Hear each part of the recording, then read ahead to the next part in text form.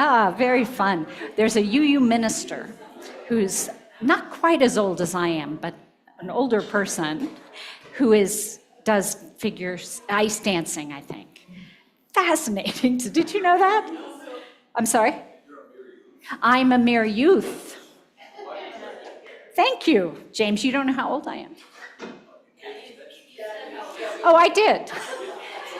I'm very shy about how old I am. You're right. Why not? Thank you. And it's Teresa. Teresa, I appreciate your help. I appreciate everybody staying. Are we online too, or just we are? Oh, hey, y'all. How many? So there are 9 folks up there. Hi, Holly and Alex. I know. Thank you. But I couldn't see them. It's nice to have you all. Thank you for staying.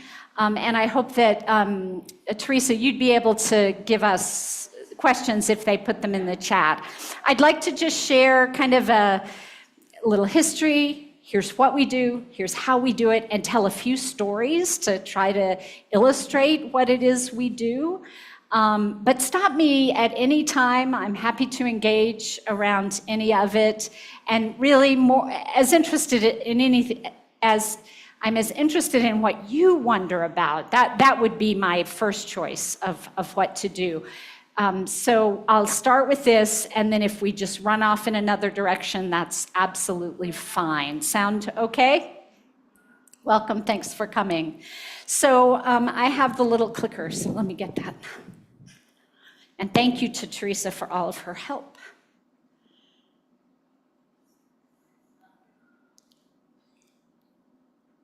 There we go. Oops, okay, I got it. So I think many of you are aware that our history dates back to 1940. It was actually 1939 when Martha and Wade Still Sharp traveled from Wellesley, Massachusetts to Prague. It's an odd thing, right, that Unitarians would go to Prague, of all places. Does anybody know why it made sense? Norbert Chapek. Is that who you mean? Yes, that is why. So, can you say that again? Repeat something that yes. Suzanne remembered that in this period there was a Unitarian church in Prague led by Norbert Chapek. I bet some of you know what we inherit from him in our UU services. Not the chalice, flower communion. It was first celebrated at the Prague church, but it was the largest Unitarian church in the world at the time, in Prague. Destroying your equipment here. Norbert Chapek had traveled to the United States, he was a Christian minister. He'd met Unitarians in the United States and converted and started this church. It's fascinating, isn't it, Suzanne? So I was just there this last spring. They still have the building where they met, though the big room that seated the however many, I think 6,000 at their height, is now a performance venue, because there are within all of the Czech Republic something like 45 Unitarians at this point. But I digress. The Norbert Chapek was in touch with the American Unitarian Association and said, we need some help. And this minister from Wellesley and his wife went to Prague, and while they were there, they actually were the conduit for all of the money from the United States that was going to relief efforts in Prague. So they were deeply connected from the very beginning with relief efforts here in the United States. They left under the cover of night because they were threatened. Hitler's army was moving in to Prague during this period and raided the offices. Have you seen the movie The Sharps War on PBS? It's still available online, and I recommend it. It's a telling of their story and how they got started in World War II, and it's really beautifully done. It would, if you were ever inspired to do a membership drive for UUSC at church, showing the film might be a nice way to bring people together. But you can also just find it online, called The Sharps War. Anything else about the history that y'all know? So the chalice, what happened with the chalice is that when they were creating fake papers for people to get out of Europe. And the seal that they used was the chalice, a design of the flaming chalice. And so that was one of the way it was popularized. Currently, we are working roughly with 70 grassroots partner organizations in 50 countries around the world. 2/3 of our work, the majority of our work, is global, international, and about 1/3 is domestic. We have 48 staff members right now. And one of the reasons we have our program team, which I'll be telling you about by way of telling you what the work we do is robust and wonderful. But Kate represents our development team, which is larger than you might expect because almost all of our funding comes from individual donors.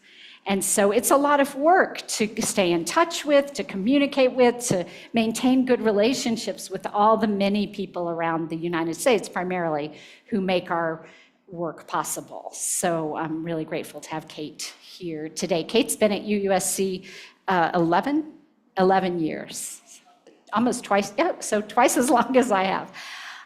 What else? That's nice. We have 4-star rating from Charity Navigator.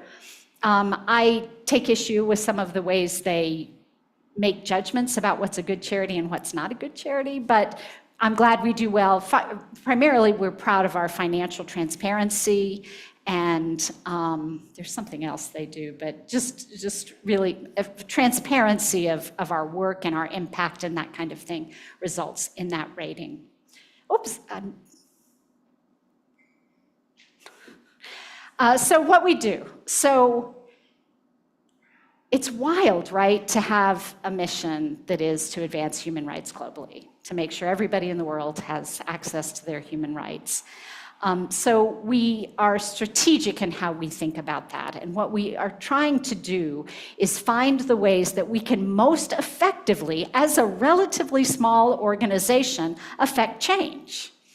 And the model that we've developed to do this work is a model of partnership in various areas, issue areas. So you'll see we work in climate justice and migration justice and in crisis response. These kind of morph and change a little based on the world we're living in. So these are the 3 we've been using for the last 10 years or so. But the thread, which you already probably are thinking about from the very beginning, is the impact of forced displacement on people. And people are displaced for a lot of reasons. They're displaced for economic reasons. They don't have half a chance to make a livelihood where they live. They're displaced because of violence. We're very active in Burma. I won't talk much about Myanmar, also known as Burma. And our work for a number of years was primarily with the Rohingya Muslim minority community, who 1 million of them were displaced into Bangladesh, into the camp there. And so that thread of the injustice of people not only losing their home, but in many cases losing their state and becoming, in effect, stateless, it's a theme that, Hannah Arendt, some of you may know her work from World War II. It's a terrible consequence of the way our globe, our world is currently organized in this system of nation states and boundaries, which we understand kind of the effect, why it is and how it works, but it does create some conditions that make life impossible for many people on our planet. I didn't mention the reason that more and more and more and more people are being displaced, which is the climate crisis. And we really don't have partners, I think, currently right now, anywhere in the world, who aren't impacted by the climate crisis. It is really becoming the primary driver of migration and displacement. So these three areas of work are just one of the ways to think about how we organize our work. But what I really want to share is what we mean by partnership when we say, because we're not a foundation that has a ton of money in the stock market, and every year we give away what we've earned to organizations. That's how many foundations work. We do move money to organizations and provide grants. That's a big part of what we do, but it is one part of how we do partnership, how we think about partnership. So funding is the first. I mentioned as I was talking about the work in Haiti, about documentation and research. This is something I've learned since I've been at UUSC. Being a parish minister for most of my career, I had a lot to learn when I got to UUSC. And I had no idea how much work is needed to just document what's happening. Because I was talking with somebody about events in the world and how, what we hear in the mainstream media is so often, this much. I mean, just barely scratching the surface of what's actually happening. So our research team does things like the report on the impact of racism on people migrating into the United States. We've done a report in Myanmar on just the war that the army there is waging on its citizens.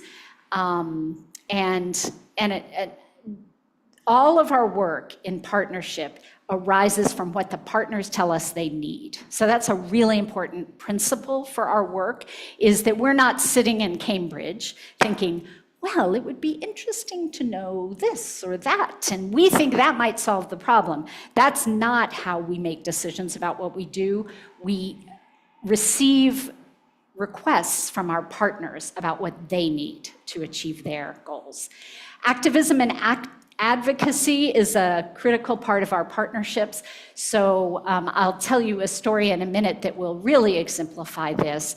But actually, I'll tell you a couple of stories in a minute, so I'll come back to that. Networking, we bring our partners together to meet each other. So the meeting in Cuba, where I met Juan Lopez that I told you about, we actually brought 10 partners to Havana. We had the opportunity, from 5 different organizations, we had the opportunity then to get updates on their work, what they're doing, what challenges they're facing, what are the new things they're needing. But then after our staff and our supporters who met them, after a few days with us, then we funded their time together to talk to each other, to share strategies, concerns, questions, potential collaborations. So that's in December, I will be in Chiang Mai in Thailand, and we'll be gathering some of our partners from Myanmar to meet together in this way. So that networking is really important for our partners. And I was going to say one other thing. Related to that, and convenings, I was talking about convenings there. Another really important way we support partners is by getting them to places where decisions are being made. So funding their participation in UN events, for instance, in the International Climate Conference, that kind of thing. And I'll talk more about that in a second as well. And then technical support, comms support, actually strategic communication support is one of the really important kinds of technical support that we offer in our partnership. So this is what I'm trying to describe is when we say we have a partner, it means that we are providing usually most of these kinds of support to a partner. Now, it won't be all of them in every case. It's case dependent, of course. But that's what we mean when we say partnership. So I want to go through the 3 buckets that I mentioned and just tell stories that illuminate how we do this work. So in the case of climate justice, what I want to share is a story that you may be aware of. Have you heard of the Pacific Island students fighting climate change? Some of you have. Help me tell this story if you'd like to. So The Pacific Island students were started as 23 students in a law school classroom in Fiji. And they were given an assignment to develop a potential legal strategy for addressing climate change and the impacts of climate change. And these 23 students did their research, learned about kind of UN mechanisms and what's possible and what's been done in the past. And they developed a campaign, they called it the International Court of Justice campaign. Their idea was that the problem they were addressing is the fact that there is no international framework of accountability on climate, right? We know that. Corporations, governments, are getting insanely, grossly rich off of the exploitation of people's lands and make it impossible for those people to live there anymore. This impact is called loss and damage, and it's kind of a reparations idea, thinking about loss and damage. If someone has profited from my poverty, perhaps there should be some accountability. And so lacking this international framework, these 23 students said, well, here's what we'll do. This will be our project. We will get the United Nations General Assembly in New York to vote to ask the International Court of Justice to create a framework, to issue an advisory opinion on the human rights impacts of the climate crisis. So they did their project, and they were very creative with social media and videos and design. It was just brilliant. We met them early on because we have a number of partners in the Pacific. And so we were one of the first funders. This is Vishal and Solomon, who were the co-chairs at this early part in the campaign, and Salote Soko is our director of advocacy at UUSC. She's actually Fijian. So we met them early on, and they were not satisfied with whatever grade they got in their class. They meant business. They decided that they really did have something, and they wanted to pursue it. And they believed, I think, that they're pursuing it in itself would make a difference, that talking about this would make a difference. And so they actually got the nation of Vanuatu, one of the Pacific Islands nations, to be the sponsor of a resolution, and they went out seeking support. We funded their trip to the International Climate Conference in Brazil, which was I can never get these dates quite right, I think it was 21. I think that conference was 21, and then it might have been 20, it was 21, and then almost a year later. But what happened, the point of this is that we're only $13 million, but our funding, the campaign managers to be in Brazil made it possible for them to get support from 350.org, from Amnesty International, from Greenpeace, from Earth Rights. So that is the way we strive to take a little bit and make a big difference. We're still in such close contact with them. I still sign the letters to get them UN credentials because we have the status that makes that possible. We actually provided, because of a supporter in New York City, we provided an apartment for them during the campaign to live in New York City so that they could work. So it's, little things. So this is Solomon, Vishal, and Salote at our board meeting in October 2022. And they were telling us the story and telling us what their goals were. And at that point, they'd gotten a lot of attention, and we were so proud to be part of this project and felt like we were really doing good. I have to say, it's hard to feel a sense of accomplishment when you have a mission that is so long-reaching, right? And a vision that the victories, we take them where we can get them. So we celebrated with Vishal and Solomon and felt so proud, as I said, to be part of this work. We asked them, our board actually said, well, what can we do in the United States? Can we get the State Department and our UN people to support this? And both Solomon and Vishal were just get them out of the way. We know they're not going to support it, but if they can remain quiet, that would be great progress. So it was such a lovely celebration of their wisdom and their creativity. And then in March, the three of them, Vishal, Solomon, and Salote, and many others, were in the General Assembly room in March of 2023. And the United Nations passed, by unanimous consent, the resolution that the students had created. And asked the International Court of Justice to create this advisory opinion and create a framework of accountability. It was, I can't tell you. I wish I had been there with Salote. She said that all of them who were gathered in support of the resolution just wept, and for their children.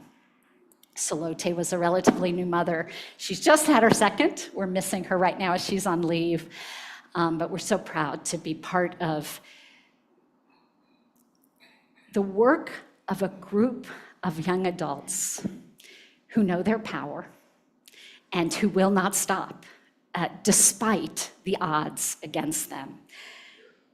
Dare not stop. And I have not been to the Pacific, but our staff and colleagues who have been there tell the stories of how, most of us live at some distance from the day-to-day impacts. But these are students whose families have been deeply impacted, and many of whom are facing the loss of their homes because of climate. They are. So that's a story about our climate justice work. In December, late November, early December, we'll have staff and partners at The Hague as the International Court of Justice opinion is expected to be released, and then we will start a campaign, because that's not the end of the work. That's really the beginning, but we will be partnering with them as they work to help us know how we can have an impact. Okay. I love to go off on side stories, but then we're here till 5.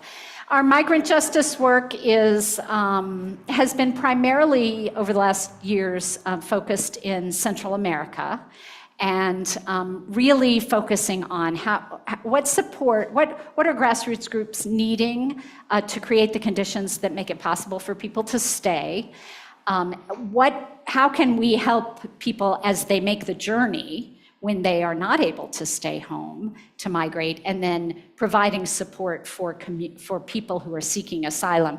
The Community Action Program with asylum seekers, CAPAS, is a UUSC project that works with congregations that are providing homes, support for people seeking asylum. So just hold that in if that is something that this congregation is ever interested in receiving some support around. We have first-time grants for congregations. We have a whole process for helping communities know what's needed for individuals and families seeking asylum, and then connecting you with other congregations doing this work.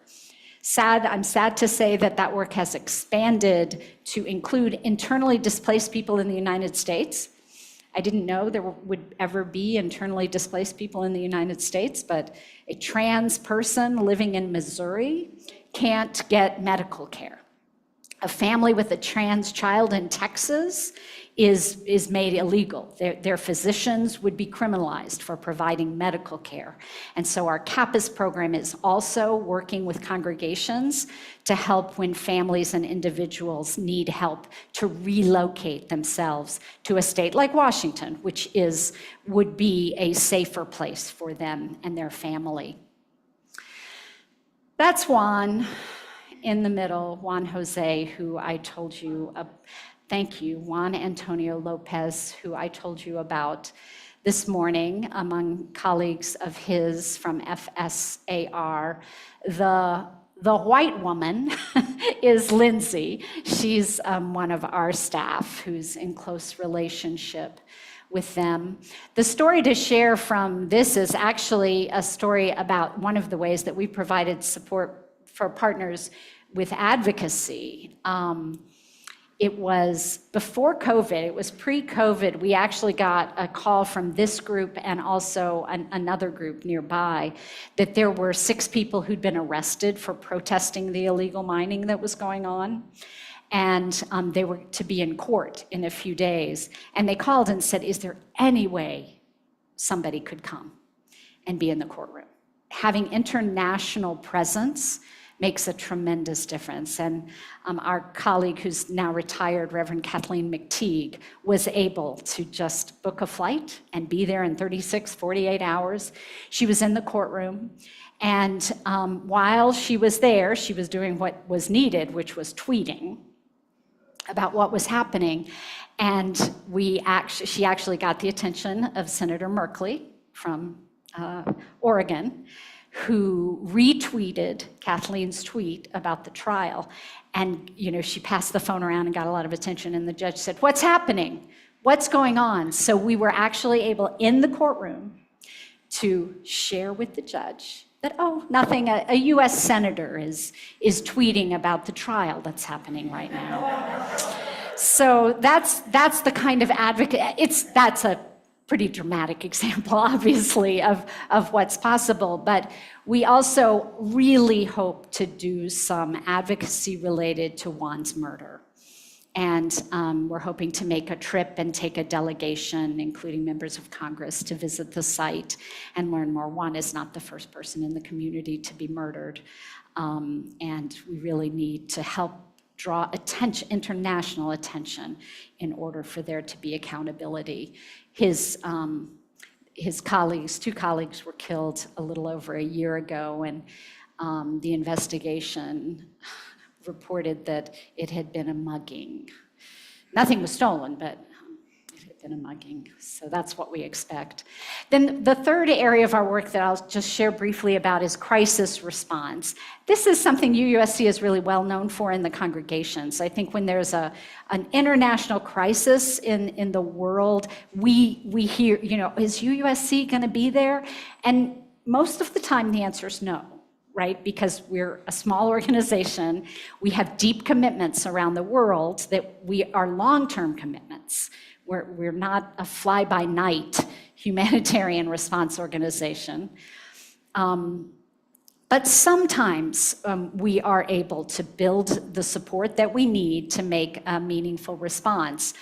And the work, when Russia, is she just amazing? Isn't she great?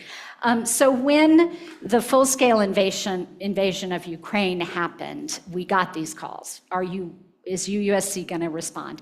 And as it happens, so the way we get to a yes in a case like that isn't just people are willing to pass the plate. It's also, do we know anybody? Are we in relationship with communities on the ground? Would we be able to move money quickly? Because we don't want to add to the noise and the chaos if we're not able to do that. And so in the case of Ukraine, we had done work on the Eastern European migration crisis that arose out of Syria and spread through Eastern Europe. And so actually did have some strong relationships. We'd been there not too many years before this happened. And so we did some outreach there. Our program team did some outreach. What could we do? Does it make sense for us to engage? And they were very positive, connected us with an organization called FEM Fund, that connected us with 10 groups on the ground in Ukraine and nearby, where we were able to move. I think our first pot of money was like $40,000, and we were able to move it within the first weeks of the crisis. And then we began the hard work of, okay, what does this partnership look like? Who will our partners be? What are our commitments long-term? What's needed on the ground? We hired a consultant who was local to help us do that work. And now we have 10 partners in Ukraine and Poland and Hungary who are working to support people impacted by the war. And I think typically, I should say this more often because probably a lot of people don't know that when we move in to provide support, we're trying to address the needs of people who are not supported by mainstream humanitarian support, people who are LGBTQI, women and girls, people of color, Black and brown migrants out of Ukraine. I know you heard a lot about that. People with disabilities. And also, in this case, we have partnered with a number of groups supporting people who are Roma. Do you know, Roma people used to be known as gypsies. I think the most reviled ethnic group in the world. It's remarkable. The way it's okay still to be horrible and stereotype people who are Roma. Margaret? Ah, right, you have a partner church. I saw it in the hall. And in my experience, when we took a group from Fairfax, I know Sharon and John from Fairfax. It's very fun to have them here. When we took a group from Fairfax, and 15 of whom were, the clicker were youth, our partner church there was demonstrating their own deep prejudice of the Roma people in the village. So our youth had the experience of being in community with people who were struggling to recognize and acknowledge the inherent worth and dignity of their neighbors who were Roma. It was very challenging. I don't know if you all have had that experience. This is Nastya. Just really quickly, one of the partners that we work with is called Martinka Help. Nastya is a Ukrainian woman who moved to Krakow before the invasion and full-scale invasion, and went to school, finished school. So when the invasion happened, she was able to help all of her family travel and escape safely. So all of her family was safe, and she took a deep breath and she said, "We're all family. We're all kin." And so she founded an organization called Martinka Help. It's named for her niece, that actually supports women and girls who are at risk of sexual violence in Ukraine. Both sexual violence at home, but also trafficking, which you know has been happening. And what she did was she created an app that women could use to ask for help without being revealed as asking for help. So a kind of texting app that would hide that they were yelling help and make it possible for them to move to safety. She received a Moonshot Award in innovation in the humanitarian field for this, and we continue to support Nastya and this work that she's doing. It's so inspiring to work with people like her. This was her, I can't quite remember, I think it was her 24th birthday. We were there in April with the board visiting these partners, and she turned either 23 or 24 the day we were with her. So that's what I wanted to share. Does that give you a sense of what we do and how we do it? It's hard sometimes. I didn't talk much about Myanmar and Burma. I didn't talk much about, there's so much more I'd love to share, but mainly just to give you a sense of how it is we do our work and how far your support goes to advancing justice in the world because of how we do the work. Do you have questions? Do we have time? How long do y'all usually go in this forum? Okay, great. I'm fine if we end earlier or go till 12:30. I'm good. We're good. Kate and I are good. Thank you. Yes, James, I'll get to that. James asked if we're collecting funds. Thank you, Margaret. Yes, I was just wondering. Yes, it is. Okay. Is you doing anything in the Sudan? Thank you for that question. It breaks my heart. It is so heartbreaking. So that's actually, it's a story, so it'll take a minute. But I'm glad for the opportunity to share this. You've heard that we take partnership seriously and relationship seriously. And so typically, we do not engage in places in the world where we don't have relationship and where we can't build a long-term partnership. In Sudan, though, we are doing an interesting project with a group of organizations here in the United States. It's housed in the Center for Disaster Philanthropy, and it's called the local humanitarian leadership project. And there are 7 or 8 groups like UUSC who are sending support to, it's almost impossible to get support to Sudan right now that's needed.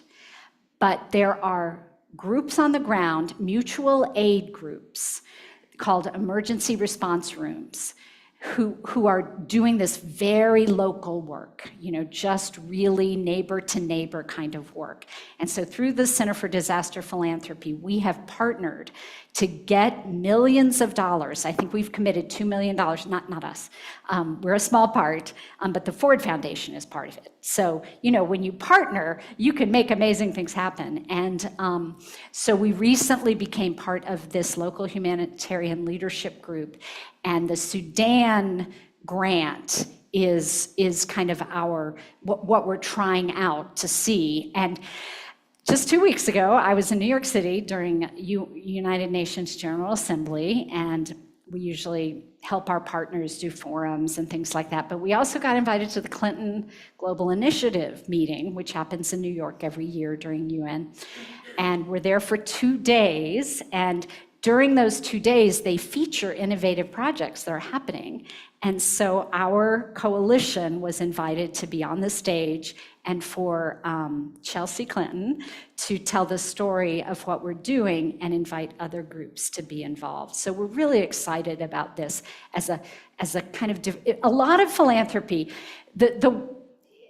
is so old-fashioned and is all about noblesse oblige, and how we have obviously we're smart because we have the money. So we're gonna decide what happens and who does it. And it is so destructive for communities trying to create change, that approach.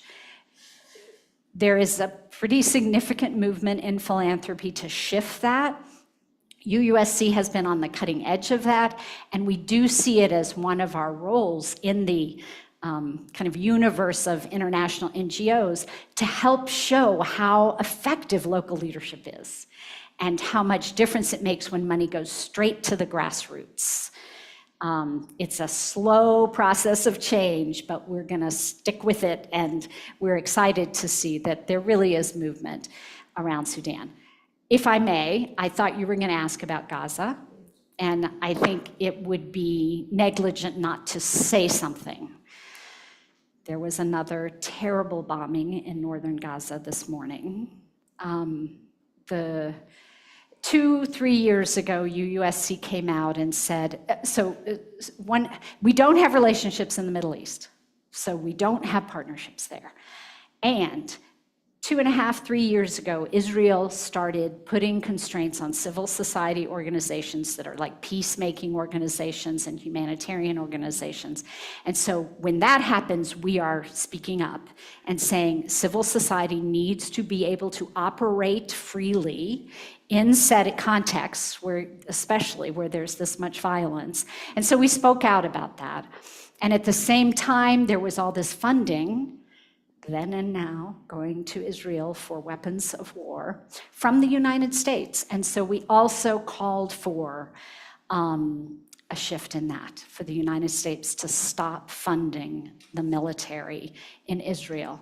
So we've been on the record in those ways. And when the events of last October led to the horrible terrorist events, we carefully say, led to this incredible onslaught of violence and killing, we knew that we didn't have anybody to send money to in Gaza to support humanitarian, but we're in close relationship with an organization that has deep partnerships, and so we provided a crisis grant to that organization so that we could at least make a gesture. It was just $25,000, but we felt like it was important for us to be part of the community responding, and we've just renewed that grant, and we'll continue to speak in whatever ways we can.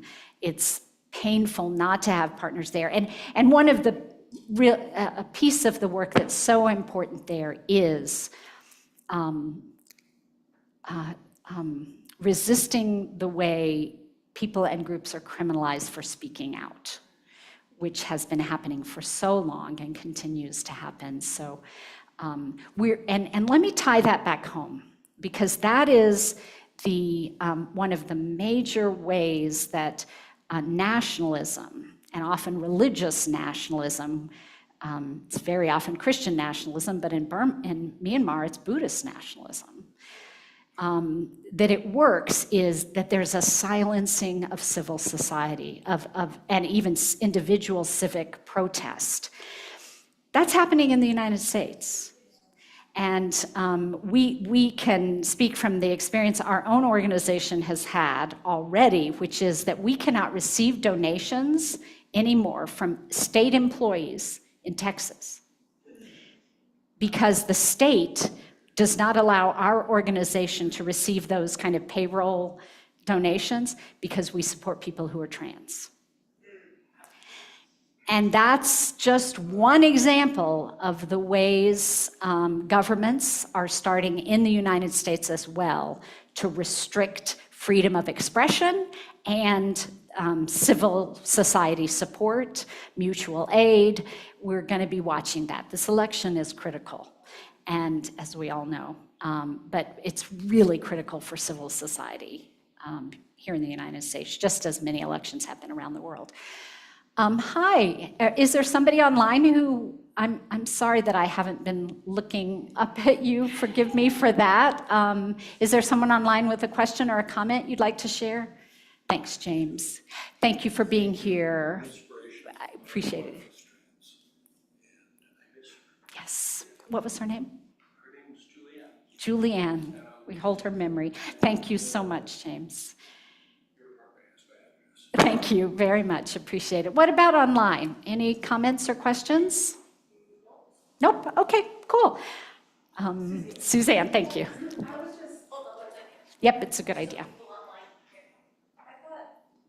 I just thought that your statement of sophisticated resignation was so powerful, and I'm 100% guilty of it. And yesterday, I told my daughter in New York City something to that effect. Basically, I'm like, yeah, but what can I do? So just because maybe you get some of my money every month or something to do all these fabulous things, like, how do you, this is more philosophical, how do you shift that in your heart? Yeah, thank you. Well, I feel you did just now. So I don't know if this is going to answer your question, but let me try and kind of back up. And I'm a parish minister. That's kind of what I've always been. I'm grateful to be in this work now. But what I love about congregational life is that we are held in our deepest grief and called to our best selves. And in congregational life, the way that most often happens is here in Olympia, Washington, right? In Macon, Georgia, in Nashville, Tennessee. It happens in place because we have the opportunity for relationships that cross the boundaries, the artificial boundaries that are all around us, that help us keep the blinders on. It's painful to take the blinders off. But again, in community, I believe we have the capacity to do that. And so from my point of view, I think religious community is the most powerful place to do that. My husband does it without religious community, and I bow to him, and people do it in different ways. But for me, having a religious community to hold us and to call us into courage sometimes and bring us back. And that's the thing I would say that I believe most about our lives and our humanity, is that we fail, and then we fail again. And hopefully we are surrounded by people who love us enough to call us back and invite us in, and even further than we'd imagined we might be able to go. So I would say forgiving ourselves is the first and most important thing, because if we can't do that, we are paralyzed. Our feet just don't move if we're in shame about who we are and how we live.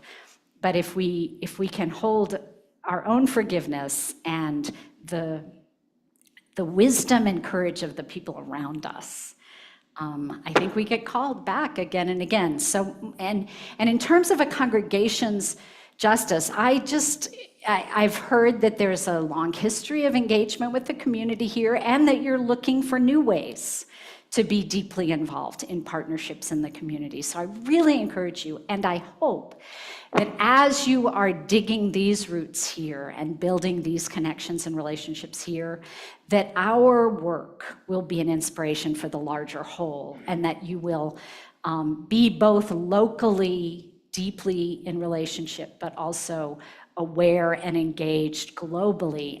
And you could do it in lots of ways, but I think UUSC is a really powerful way to do it, and connects us. We're trying even, to find progressive religious communities beyond Unitarian Universalists, because it's a very special way of acting on our faith.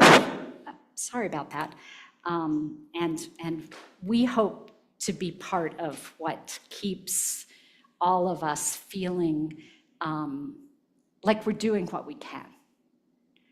Pablo Neruda 35, 40 years ago, I saw a poem by Pablo Neruda that I have never been able to find again, but I still have a vivid memory of it. And it talks about how some of us hold a paintbrush, and some of us hold a guitar. Some of us can write poetry. Some of us march in the street. Some of us can write a great big check. He didn't say that. That's not very poetic. But acknowledging that none of us alone is doing the thing. And that's also, I think, really critical to being able to bear all that we're not doing. We're just not doing it.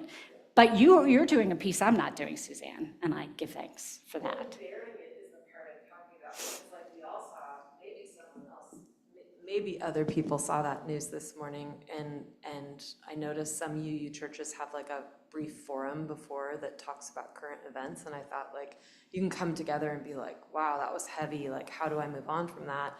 And that's kind of like, I'm sitting at home going, oh, I'm sophisticatedly resigned, but I gave you $20, or you know what I mean? Yeah. So I yeah, I mean, this is a place to come and grieve together and celebrate together. It is, yeah, thank you. And I do want to talk about that $20 that we sometimes shrug off. I do, because the systems of intersecting oppressions that kind of we live in, patriarchy, racism, colonialism, first world, what? And extractive capitalism. A philosophy of living on a planet where you think you can just take and take and take and take and take and continue to grow forever. Those systems have created this world that we live in. There's a lot to dismantle. We have the word dismantle in our mission. Dismantle the systems that oppress. But what was I going to say next? Thank you, that's right. And I love the notion of repair. And you know what another word that sounds like repair is? Reparations. I'm not embarrassed or scared to say it, that it's like the climate. How does it not make sense that people who profited off of the destruction of the homes of other people can get off the hook and not provide reparations? How does that make I don't understand. Explain it to me if that makes sense to you. So the moving of money is, in this world that we've inherited, is such a critical piece. And I really do think of what we do, and we're actually working on a restatement of our theory of change to explicitly acknowledge that what we're doing is a kind of reparative work, reparations, because of the systems that have been created in the way they have created undue harm on so many people to the gain of a few. Sharon. First of all, forgive me if I missed the answer to this. I forgot my hearing aids this morning, so I'm not picking up everything. And secondly, I'm a new member of this church. I only joined last year. I've only been in Olympia a short time. You're lucky to have her. Thank you. I understand all that you've been talking about in concept, in theory, but what I'm struggling with is some concrete, practical ways, if this congregation wanted to get more involved in this work, some concrete ways that we could begin. And of course, I do understand, I learned this morning that there's a member here that's been at least one that's been very active. Yes. And I don't know these things, but I'd like to have a more practical. Great, thank you. Let me go back. I'm going to go back to a slide. Can I do that, Teresa? Thanks. So guest at your table is coming up. That's what Anne did for I don't know how many years, a number of years here. And I love the model of guest at your table because it's to invite you into relationship with our partners and to help, not a real relationship, I know, but to have you have the opportunity to learn their stories and learn what it is they're doing. And it's 50 years old. I didn't say that in the service today, but this is the 50th anniversary.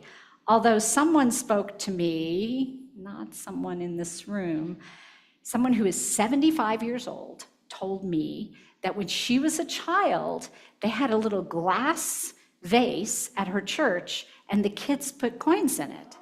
For it would have been Unitarian Service Committee at the time before the merger.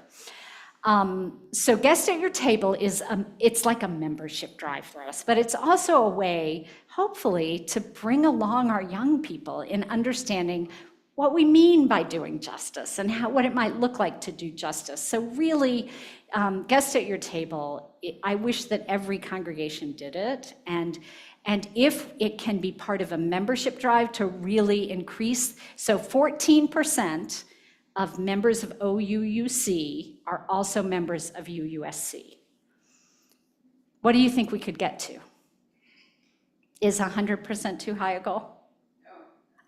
Right, thank you. That was a great answer. Thank you very much.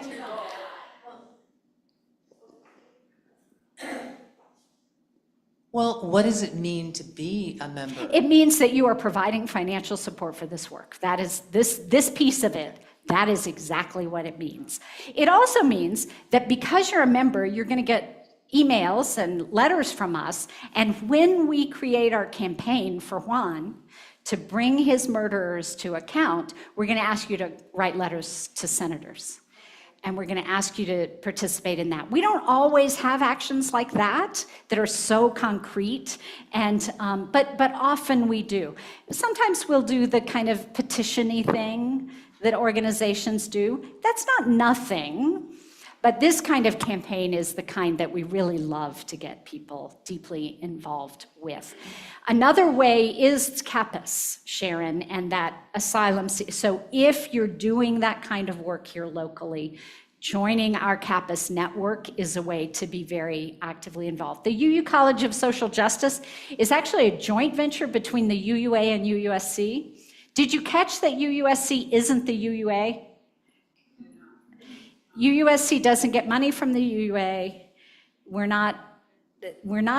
We're siblings, not part of the same. And that's one of our challenges, is because a lot of people think when they contribute to the UUA, they're supporting UUSC, but that's not the case. But the College of Social Justice is a joint initiative. Thank you for staying. Y'all take care. And the College of Social Justice just did a intergenerational seminar at the United Nations, brought in some experts on statelessness to talk about what's happening globally. And the goal there is to engage youth and young adults. And then they also sometimes do border trips to help people understand what's happening at the border. Again, so little real information is out there about what the challenge is and what's needed. So that's College of Social Justice. There are also some online materials available that they have developed. UUSC also in our congregational engagement team has a staff person. She's one staff person, but we have a congregational relations team. They do guest at your table, but we also have some folks on, and they do CAPAS. They're very busy. They do a lot. But we also have someone on that team who will come and do a talk about how to organize your justice committee. She has a great workshop that I've heard her do, Getting to Yes, and talking about how you have to go through no to get to yes, which I love that idea. Her name is Heather. She actually lives not far from here. Where does she live? I don't know.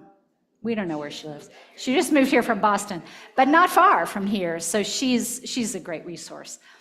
And so when you sign up, you don't have to give a donation to sign up. When you sign up to get our emails, you will hear things like this. You will learn about stories about what's happening, and sometimes you'll have the opportunity to actually engage in a campaign.